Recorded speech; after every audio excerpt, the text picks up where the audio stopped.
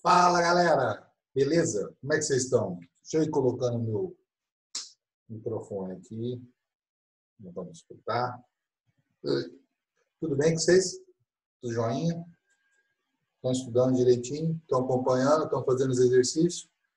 Né? Tem que fazer os exercícios, hein, galera? Então, vamos. Moçada, é o seguinte. A gente já falou, a gente está falando de composição de seres vivos, né?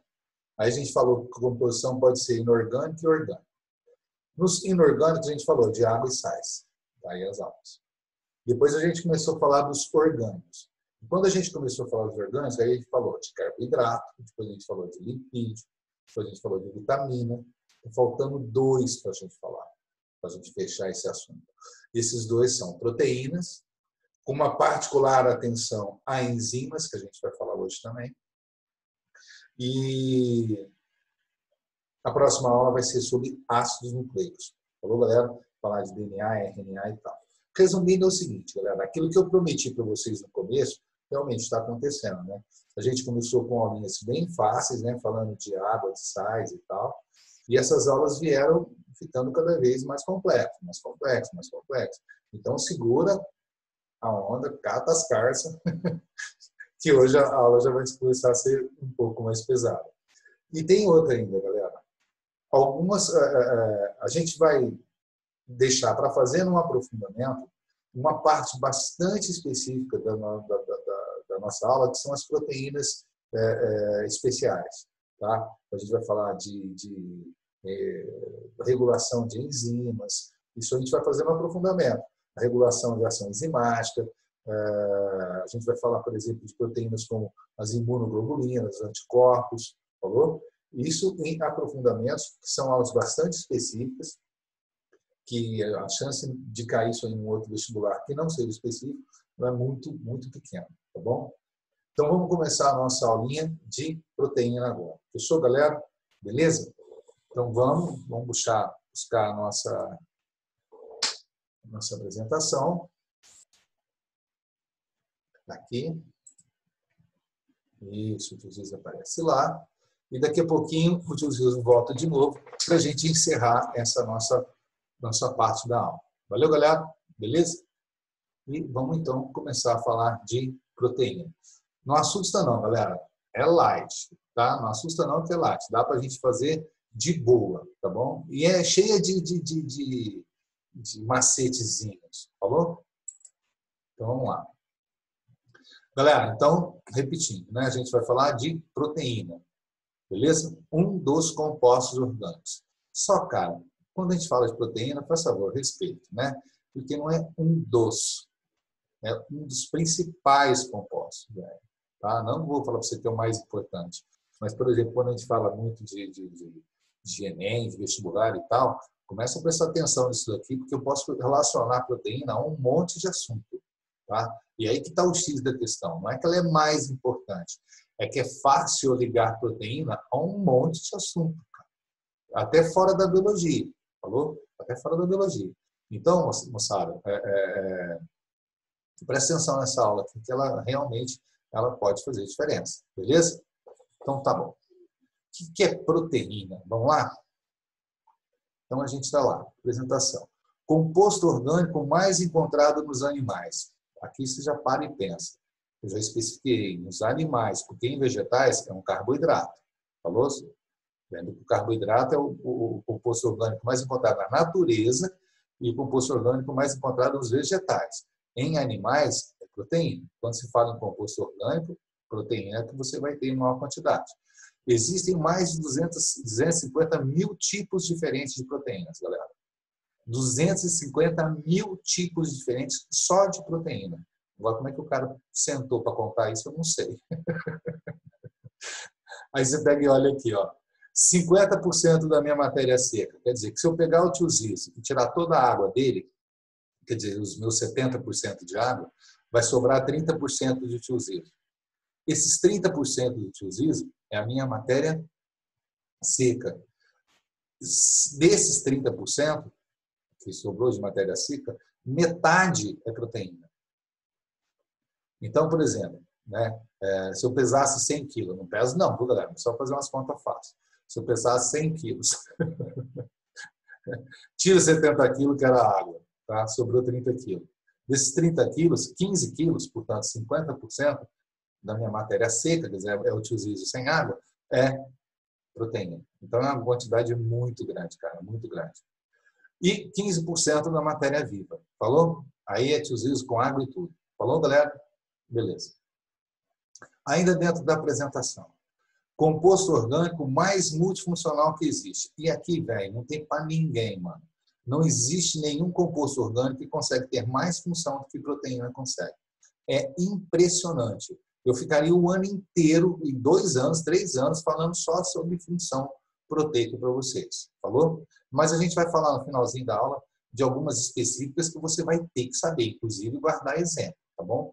São exemplos tirados de prova. Os principais elementos que formam são carbono, hidrogênio, oxigênio e nitrogênio. Opa! Para aqui, presta atenção. Quando eu falei de carboidrato, falei carbono, hidrogênio e oxigênio. Quando eu falei de lipídio, eu falei carbono, hidrogênio e oxigênio. Pela primeira vez, você está vendo o nitrogênio entrar na nossa jogada.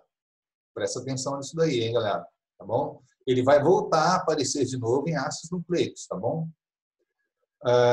Polímero formado, polímero, né, quer dizer, uma molécula enorme, formada pela união de monômeros, quer dizer, uma molécula bitela, formada pela união de várias moléculazinhas, né, de várias molequinhas, chamadas aminoácidos. Então, os aminoácidos são as tais molequinhas que, se eu juntar um monte delas, eu formo uma proteína grandona chamada proteína.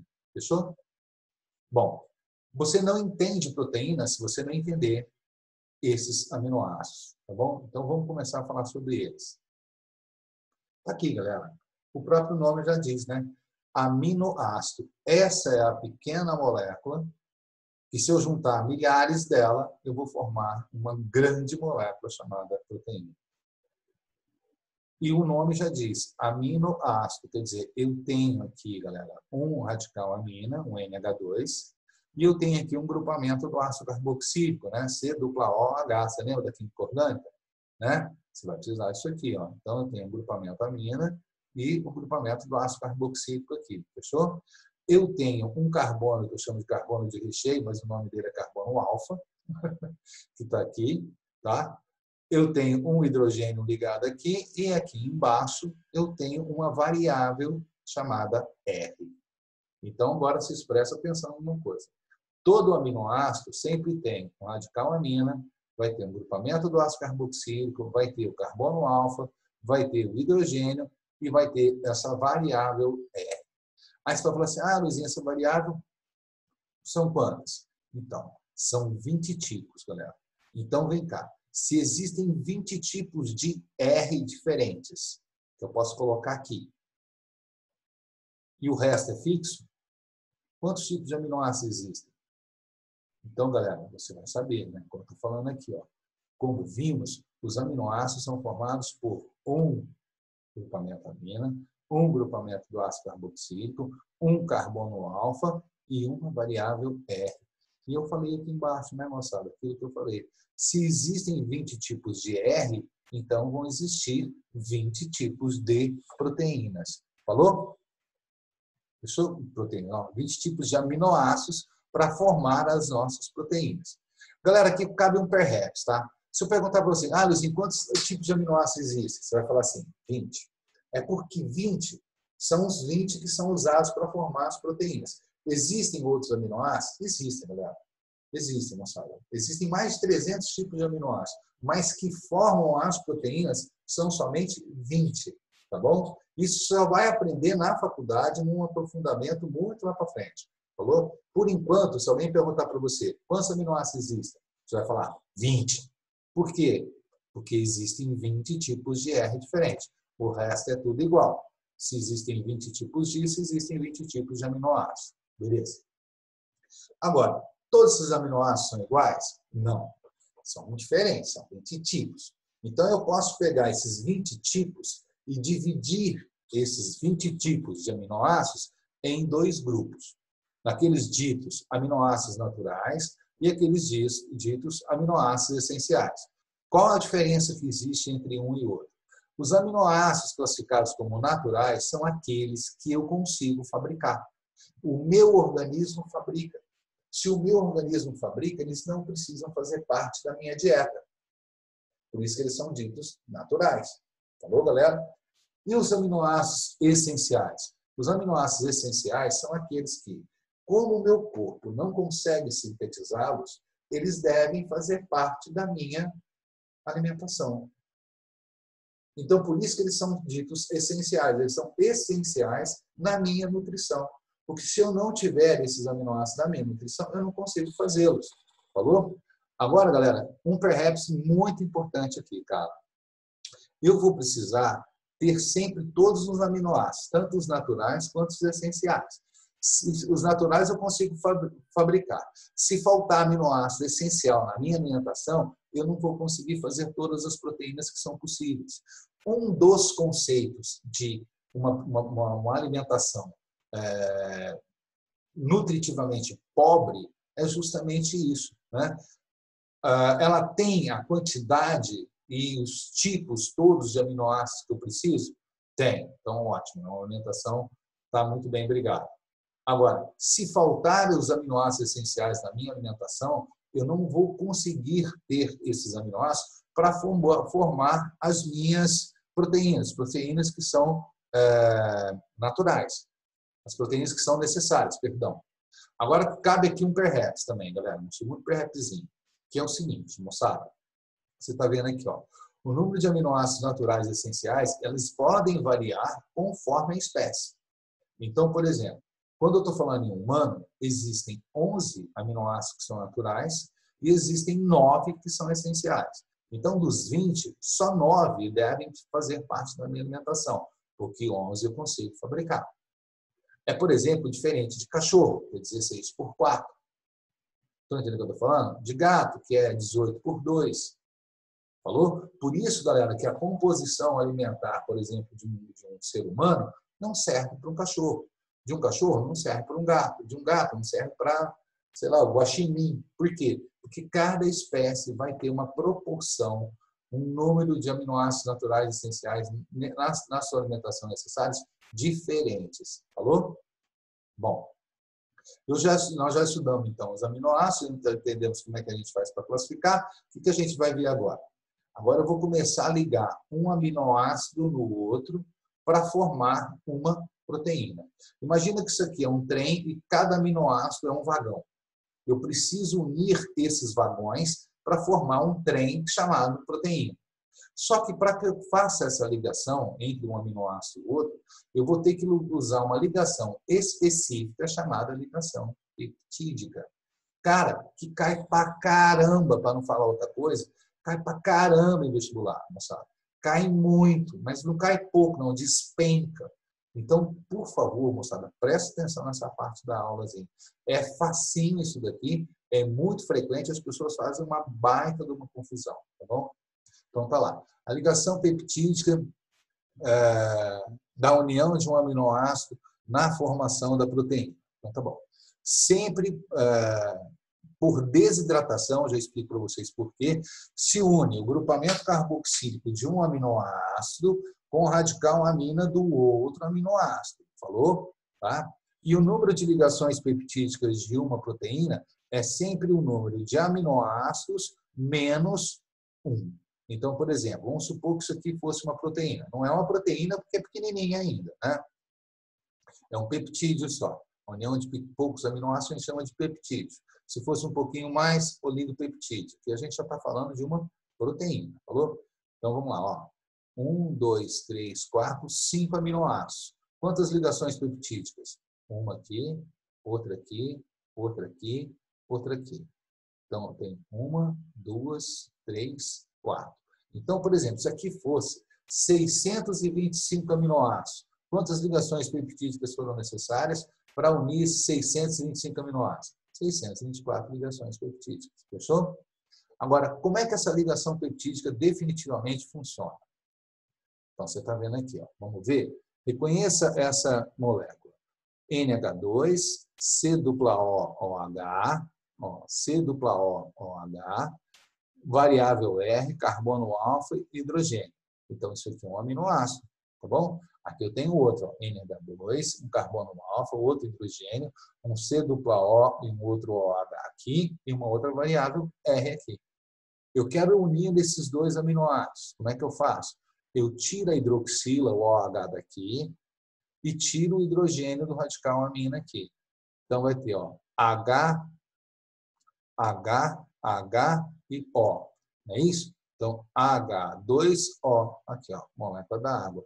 Para juntar os dois, eu preciso tirar uma molécula da água. Por isso que eu falei naquele slide anterior que essa união é sempre por desidratação, tá bom? Como você já aprendeu, né? Unir moléculas orgânicas é sempre por desidratação. Fechou, galera? Aí, tirando essa hidroxila daqui, o carbono ficou com uma ligação livre. Tirando esse hidrogênio aqui, o nitrogênio ficou com uma ligação livre. Aí eu pego essa ligação do nitrogênio, ligo na ligação do carbono, ó, tá? Pego aqui, ó, e junto os dois aminoácidos. Cadê? Cadê aqui, ó? A ligação peptídica aqui, ó. Tá vendo? Ó, tá até assinalado, ó. Tá bom? Eu peguei a ligação livre do nitrogênio, liguei a ela a ligação livre do carbono e eu tenho aqui, então, uma ligação peptídica. Fechou, galera? Não esquece que, para juntar os dois, eu precisei tirar uma molécula da água. Aí você pergunta assim, Luizinho, se eu quiser separar os dois? Aí eu vou pegar essa água aqui e vou chuchar aqui na ligação peptídica. Fechou? Aí eu vou romper. Tá? O rompimento acontece por hidrólise. Vou chuchar a água. E a união acontece por desidratação. Falou? Beleza? Tranquilo? Galera? Bom, falta agora a gente falar, então, da estrutura proteica. Né? Eu vou analisar uma estrutura proteica. Como é que eu analiso? Eu falo para você, depende. Depende do aspecto que você estiver analisando. Você está vendo um carro, tá? O carro é o mesmo, mas eu posso falar assim, o carro é bonito ou não? O carro é veloz ou não? O carro é confortável ou não? O carro é estável ou não? Vocês perceberam, galera, que existem várias classificações para o mesmo carro. A proteína é a mesma coisa. Eu posso analisar vários aspectos da proteína para fazer uma análise. A análise dessa proteína, a variável dessa análise da proteína, a gente vai chamar de estrutura, né? Qual que vai ser os quesitos que eu vou analisar para que eu possa fazer essa análise proteica? É a sua estrutura. Então, tá lá. Ao analisarmos uma mesma proteína, podemos ter 4 níveis diferentes de observação. Então, a mesma proteína eu vou observar sobre 4 ângulos diferentes. Primeiro, a sua estrutura primária. Como você está vendo aqui, ó, a estrutura primária, você está vendo um aminoácido ligado ao outro. Cada bolinha dessa colorida é um aminoácido, né? Então, tem a alanina, tem a histidina, tem o ácido glutâmico, tem a glicina, tem... Bom, beleza. Eu tenho um monte de aminoácidos aqui, tá? Lizinho, precisa guardar o nome dos aminoácidos? Não, não precisa não. Você dá de exercício, tá bom? Mas veja bem, ó, você está vendo que essa sequência de aminoácidos que formam a proteína, essa sequência ordenada, é a sua estrutura primária. Então, a estrutura primária é determinada pela sequência ordenada dos aminoácidos que a compõem. De maneira que, galera, se eu trocar qualquer um aqui, se eu mudar a ordem, se eu tirar algum, se eu colocar algum, não importa. Qualquer coisa, qualquer evento que altere essa sequência, eu mudo a proteína. Então, cada proteína vai ter a sua sequência certa de aminoácidos. E não adianta chorar. Mudou a sequência, mudou a composição, mudou a proteína. Não esqueça, hein, galera? A ligação responsável em unir um aminoácido pelo outro qualquer é a ligação peptídica que você acabou de aprender. Beleza? Um outro aspecto da mesma proteína agora. Eu vou analisar a sua estrutura secundária. Reparem, galera, ó, isso aqui é uma sequência de aminoácidos, tá? Que na sua estrutura secundária, essa sequência de aminoácidos apresenta essa forma espiral que você está vendo aqui, tá bom? Essa forma espiralada que você está vendo da sequência de aminoácidos, tá, ó. Essa sequência espiralada é a sua estrutura secundária. Só que é o seguinte, cara, ela dá essa enrolada que você está vendo aqui, mas ela tem que estar estabilizada. Qual é a ligação responsável por essa estabilização? São as pontes de hidrogênio, falou? São as pontes de hidrogênio que são responsáveis pela estabilização. Então, a proteína, essa sequência de aminoácidos, ela é assim, porque existe pontes que unem um aminoácido aos outros, dentro dessa sequência, dessa cadeia chamada proteína. Valeu, galera?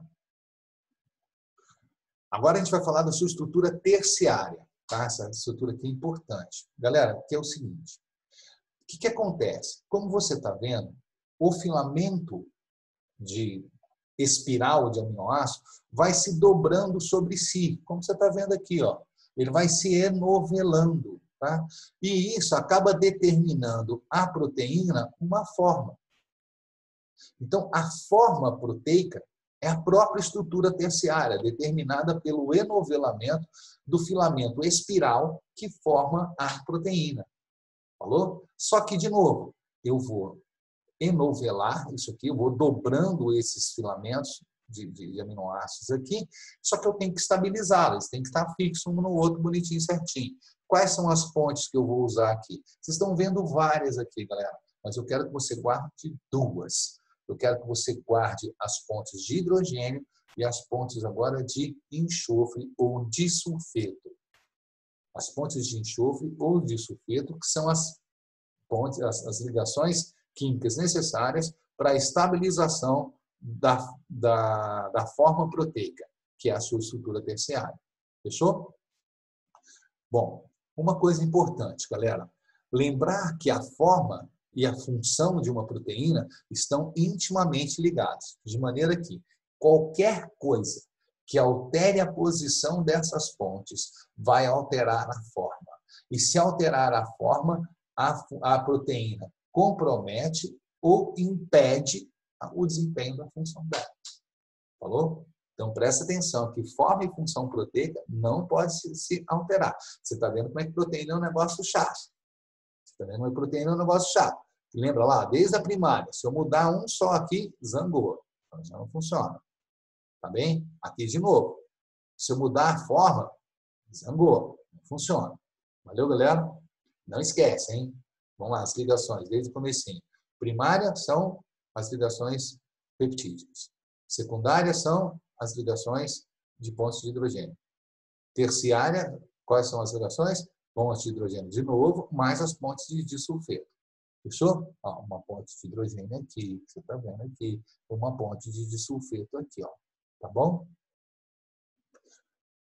Beleza. Estrutura quaternária. Galera, é o seguinte. Algumas proteínas ditas complexas são proteínas formadas por mais de um filamento de aminoácido. Então, algumas proteínas, como essa que você está vendo aqui, ó, ela é formada por... Essa aqui é a hemoglobina, viu, galera? Hemoglobina que transporta o oxigênio no seu corpo.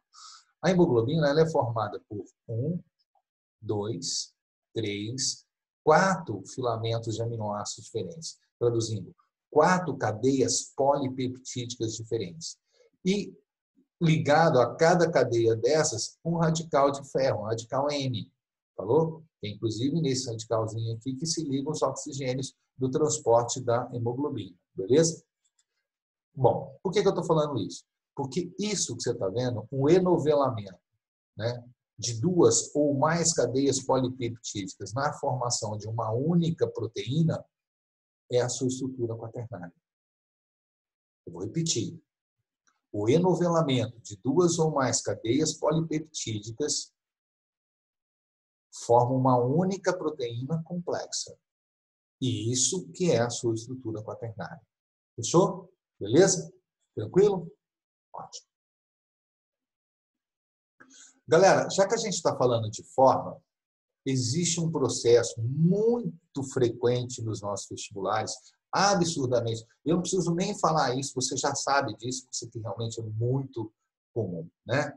Que é o seguinte, muito comum nos nossos vestibulares, que é o seguinte, desnaturação nada mais é do que o processo que faz com que eu altere a forma de uma proteína sem alterar a sua composição. Qualquer processo que altere a forma da proteína, portanto, se eu estou alterando a forma, eu estou alterando a sua estrutura terciária e quaternária. Terciária e quaternária. talvez um pouco da secundária também, mas principalmente a terciária e a quaternária. Muito bem. Todo o processo que faz com que eu altere a forma da proteína sem alterar a sua composição, a gente chama de desnaturação. Desnaturação. Falou, galera? Então guarde isso. Alterou a forma da proteína sem alterar a sua composição, isso é desnaturação. Só que vocês têm que lembrar, né, velho? Que se eu alterar a forma, vou voltar lá, ó, estou voltando. Se eu alterar a forma, zangou função. Zangou para não falar outra coisa. Como falou, galera? Bom, alguns fatores são amplamente conhecidos como fatores desnaturantes, capazes de alterar a forma da proteína sem alterar a sua composição. 3 deles são muito cobrados no nosso vestibular. Primeiro, elevação de temperatura. Repare que eu só falei elevação, temperatura baixa não desnatura. E um exemplo está no nosso desenho aqui, né, galera? Quando você coloca um ovo para fritar, a clara do ovo, que é proteína pura, é albumina, ela era gelatinosa e transparente. Ela vai ficar sólida e branca. Você reparou? Não sei se você já reparou, a gente frita ovo todo dia, não repara nisso, né, galera? Eu não coloquei nada ali, não tirei nada ali.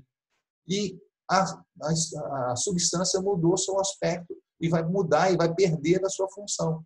Por exemplo, aquela clara de ovo, do jeito que ela estava crua dentro do ovo, ela servia para tratar pintinho. Mas agora que ela já está frita aqui, ela consegue tratar pintinho? Não, ela até trata luizinho, mas pintinho ela não trata mais. Tá bem? Tá bom? Isso acontece com elevação de temperatura, acontece também com variação de pH. Em pH, você tem que guardar um exemplo clássico. Por exemplo, as enzimas que funcionam no meu estômago, elas só funcionam no meu estômago porque o pH ali é um pH ácido. Eu estou falando de enzima, que a enzima é proteína. Falou, galera? A gente vai ver isso. Se a enzima não tiver no pH ideal, e agora não importa, tanto se para cima quanto para baixo. Não importa se o pH está mais ácido do que deveria, ou se está mais alcalino do que deveria. Se a enzima não estiver no pH ideal dela, ela também desnatura, e se ela desnatura, ela perde a função. Então, por exemplo, sei lá, a enzima que funciona na sua boca, tá? A amilase salivar, ela funciona muito bem no pH da sua boca. Na hora que for para o seu estômago, ela não vai funcionar, não. Porque lá ela vai encontrar um ambiente ácido. Tá? Outro, presença de substâncias como amônio, ureia e formol, que vocês estão vendo aqui. Essas substâncias são muito usadas, principalmente, galera, no mercado de cosmético, de cabeleireiro. Toda vez que você pegar um produto de tingimento de cabelo, de qualquer coisa que vai mexer no cabelo, repare que na composição você vai ver ou ureia, ou amônia, ou formol, ou uma combinação deles. Por quê? Porque, cara, a queratina, que é o seu cabelo é proteína, a queratina ela pode ser modelada dependendo da desnaturação que eu consegui fazer nele. Voltando a falar de cabelo. Cara, você lembra, por exemplo, chapinha? O que é chapinha? Chapinha é expor o cabelo, a queratina, a uma temperatura acima da ideal. O que acontece? Alisa. Né? Tudo bem que a hora que ela vê uma gota d'água no horizonte, o cabelo volta ao normal. Não é? Você está vendo que a desnaturação, nesse caso, ela pode ser reversível. Né? A desnaturação pode ser reversível. No caso da clara do ovo, ela é irreversível. Até em laboratório eu conseguiria voltar isso aqui para trás, mas demoraria anos para que isso fosse feito. Mas eu até poderia. Mas, naturalmente, a desnaturação da clara do ovo ela é irreversível. No cabelo, até determinado ponto, ela é reversível. Depois de determinado ponto, ela destrói o cabelo. Galera, voltando aqui, ó, por que você acha que formol é usado como um conservante de cadáver? Por que ele é? Porque, cara, ele desnatura as proteínas da carne. Desnaturando as proteínas da carne, né, as enzimas das bactérias decompositoras não conseguem digerir aquela carne, não conseguem decompor aquela carne. Por isso que o cadáver, que está preso, está guardado dentro de um tanque de formol, não se decompõe. Falou? Tudo por situação de desnaturação. Falou, galera? E para a gente terminar a aulinha de proteína, falando aqui de algumas funções com exemplos que você vai ter que guardar. Então, eu tenho, por exemplo, proteínas estruturais, colágeno e elastina, muito usados também na indústria do cosmético, tá bom? Proteínas de reserva, albumina, tá? Por que, por exemplo, galera, você tem a albumina como uma proteína de reserva? Tá? Eu vou ter albumina porque ela é feita de todos os tipos de aminoácidos. Então, toda vez que eu precisar de algum aminoácido, basta quebrar a albumina que eu vou encontrar os aminoácidos que são necessários ali para formar outras proteínas. Essa é a ideia da albumina. Tá bom? Transporte, hemoglobina, nós já falamos, o responsável pelo transporte de oxigênio, mas vocês não podem esquecer também das proteínas transportadoras da membrana plasmática, que a gente vai ver tanto logo na sequência da nossa matéria. Tá bom? Proteínas contráteis, por exemplo, a actina e miosina, que compõem o seu músculo. São fibras proteicas que deslizam, provocando a contração e a extensão do seu músculo. Ok? Proteínas de defesa, anticorpos, tá? Proteínas da coagulação. Cara, nós vamos ter aula especial sobre anticorpo, sobre imunidade. Imagina isso num ano de coronavírus, galera. Você imagina o tanto que a gente vai ter que falar de defesa do corpo, né? E anticorpos é um tipo de proteína. Falou? Catalisadora. Cara, não vou nem entrar nesse assunto aqui, porque nós vamos ter uma aula só disso agora na sequência. Falou? Enzimas são catalisadores orgânicos, né? Capazes, então, de acelerar a reação química. Tudo bem? E depois, as proteínas controladoras, que nada mais são dos tais hormônios, só que lembrando, hein? Não são os hormônios sexuais, não. Tem que ser os hormônios proteicos, tais como, por exemplo, a insulina, tais como, por exemplo, os hormônios da tireoide, né? Todos os demais hormônios que não os hormônios sexuais são hormônios proteicos. Então, tem uma função controladora. Valeu, galera? Guardem esses exemplos e não esqueçam que a gente vai ter um aprofundamento maior sobre o assunto de proteína e enzima assim que a gente puder voltar a ter as aulas novamente. Se Deus quiser que isso aconteça rápido, o mais rápido possível, que isso vai ser uma indicação que a gente, de alguma maneira, está conseguindo controlar esse transtorno, mais do que transtorno, essa tristeza no planeta todo. Falou, galera? Gente, muito obrigado a vocês. Isso é a parte da proteína. Está faltando a gente falar agora da parte de enzima. E eu já volto para a gente falar disso. Valeu, moçada. Um beijo para vocês. Obrigado. Falou? Beijo. Em pé.